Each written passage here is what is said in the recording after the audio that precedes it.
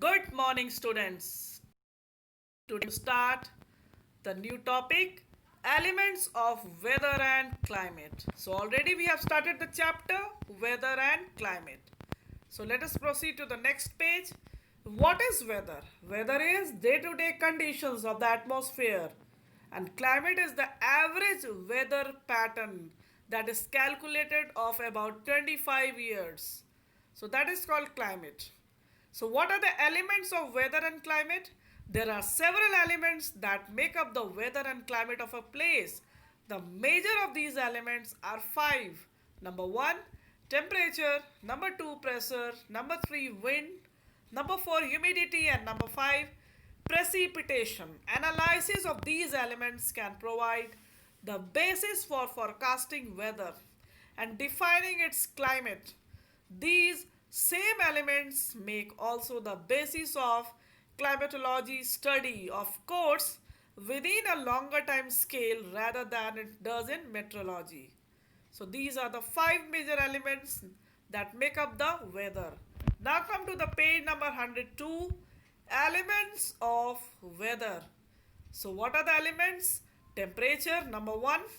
The temperature of a place is very important because it affects our way of living as well as the moisture carrying capacity of the air. So underline this line, temperature. The temperature changes constantly and thus it is difficult to record or announce. So temperature of a day is determined by the maximum temperature and the minimum temperature. So maximum temperature is calculated at noon, that is between 12 o'clock to 3 o'clock, and the minimum is recorded at dawn. Dawn means DAW, and dawn means in the morning. So this is recorded with the help of a special thermometer called the maximum and the minimum thermometer. Next is the humidity. So humidity is the amount of water vapor in the air. It is important because it determines the amount of rainfall and thus vegetation of a place. Hygrometer is the instrument which is used to measure the humidity of a place. So hygrometer is used to measure the humidity, and humidity means the amount of water vapor in the air. Next is precipitation. Precipitation is the sum total of rainfall, snowfall, sleet, even the dew and the mist. Snowfall, the smaller, is called as the sleet, and even the dew, that is oskipum, and mist, the fog of a place. It helps in replenishing groundwater of a particular habitat. That means due to the evaporation and the water get evaporated and goes up in the air in the form of water vapor.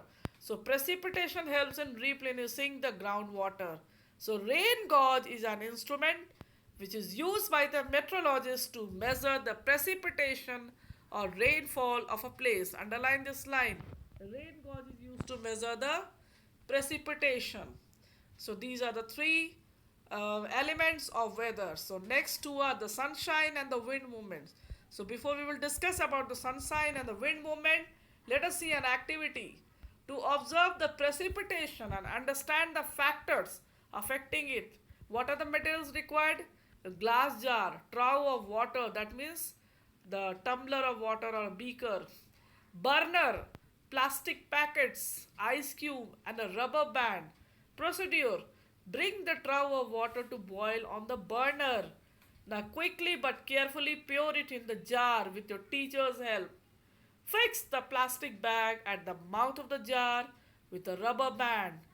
See the water vapors do not escape. That means when we boil the water, after boiling, the water will be evaporated in the form of water vapor.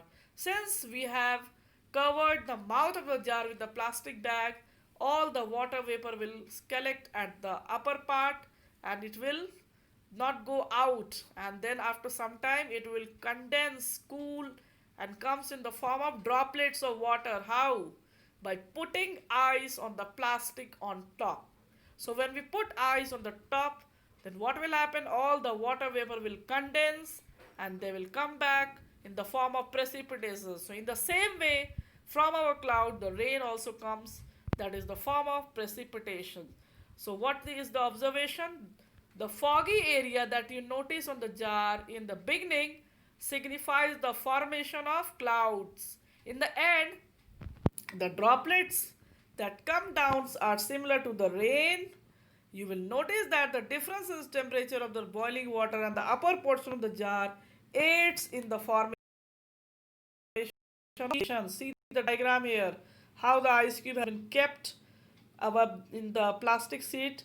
Plastic sheet is covered with the help of rubber band on the top of the mouth, and when water get heated, all the water comes at the top and they condense due to the ice, and that after condensation all will come down in the form of water droplets, just like the precipitation that takes in the form of rain or snowfall or sleet or dew or mist from sky. So in this way the precipitation comes toward the earth.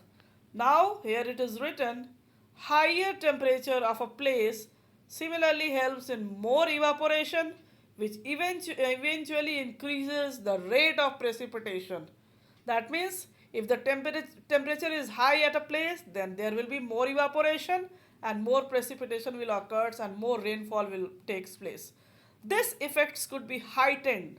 Heightened means can be increased by the presence of high mountain, which force humid air to rise up, and eventually that it when it rise up it cools down and eventually comes down as rain.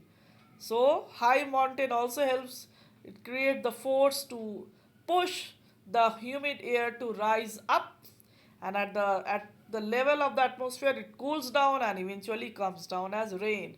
So this activity proves that after precipitation the water vapor comes in the droplets of water in the form of rains on the earth.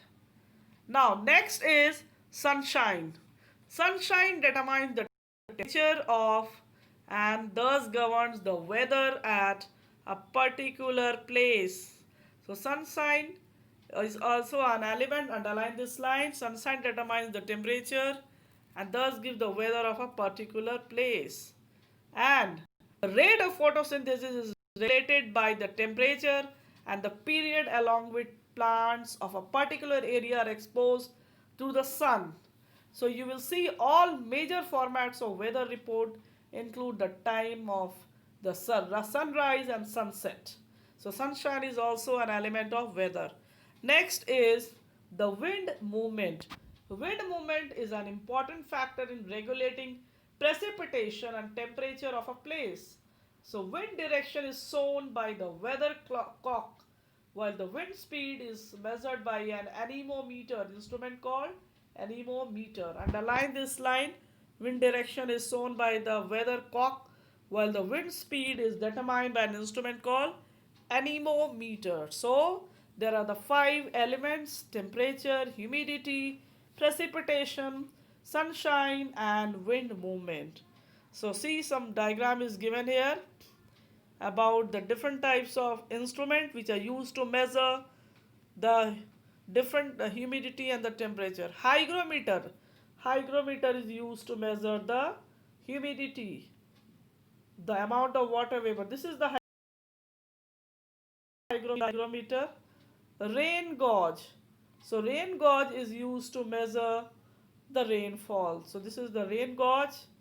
This one is the anemometer, which which shows the direction of wind, from which side the wind is coming or moving.